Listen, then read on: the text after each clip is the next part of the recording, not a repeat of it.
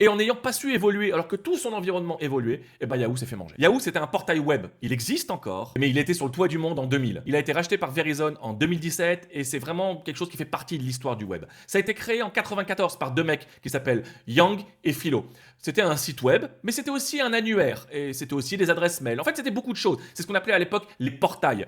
En janvier 2000, à son prime, Yahoo valait 125 milliards de dollars. C'était vraiment une somme absolument énorme, sauf qu'en fait, rien n'allait déjà à l'époque. Google décolle à partir de 2000. Et d'ailleurs, Yahoo a refusé de racheter Google pour 3 milliards de dollars à cette époque-là. Oui, il y a un moment où Google était en vente. Les créateurs de Google en avaient marre et ils ont décidé de vendre. Ça n'a pas été vendu à Yahoo, donc ils ont mis Schmidt pour diriger la boîte. Il y a aussi la diversification qui partait dans tous les sens. Yahoo a acheté plein d'entreprises, dont une dont vous vous rappelez peut-être qui était très connue à l'époque, c'était GeoCities. Mais toutes ces boîtes étaient dans des domaines différents et ça donnait une impression de cacophonie et pas de stratégie. Et puis le troisième point, c'était les revenus publicitaires qui étaient hyper variables.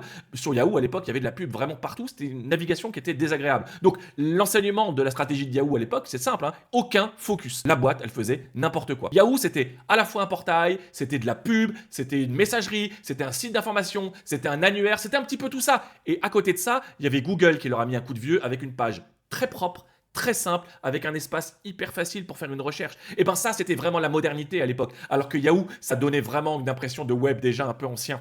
Et Yahoo commence à s'effondrer. En 2008, Microsoft propose 45 milliards pour acheter Yahoo, qui refuse, parce que pour le dirigeant de l'époque, c'était trop faible. Et ben, c'est le début de la fin. 2017, la boîte est démantelée, elle est rachetée par Verizon pour juste 4 milliards de dollars, qui est une fraction de la valeur de l'époque. Et Yahoo disparaît comme n'étant plus du tout le Yahoo qu'il était. Il reste aujourd'hui juste un portail avec de la publicité. Mais qu'est-ce qui s'est passé alors en fait? Eh ben, il y a 4 choses très importantes. La première chose, j'en ai déjà parlé, c'est le manque de focus. C'était quoi les produits Yahoo? Eh ben personne s'y retrouvait. Ça c'est la première chose. La deuxième chose, c'est toutes les opportunités ratées, hein. Au lieu d'acheter Google, Yahoo a acheté plein d'autres boîtes. Yahoo n'a pas su se concentrer sur ses activités et faire les bons achats pour croître dans son domaine. Le troisième point, c'est la gouvernance qui était instable, hein. Sur les 10 dernières années de Yahoo, ils ont changé de dirigeant 7 fois. 7 stratégies différentes, 7 politiques commerciales différentes, 7 visions différentes, c'était pas possible. Enfin, il y a eu un très gros problème de sécurité. Il y a eu une fuite de données en 2014 d'1 milliard d'utilisateurs de Yahoo. Et ça, c'est vraiment ce qui a tué la boîte. Ce qu'il faut garder en tête, c'est la chose suivante. Yahoo a été une entreprise extrêmement connue dans son domaine, avec énormément d'utilisateurs. Mais derrière cette façade, Yahoo, c'était vraiment le bazar. Et ça l'est encore en fait. Si vous allez sur Yahoo, vous le voyez, c'est encore le bazar. Donc on est sur un très bel exemple d'un acteur majeur qui n'a pas su évoluer avec son domaine alors qu'il était précurseur. Yahoo n'a pas su changer alors que le web changeait.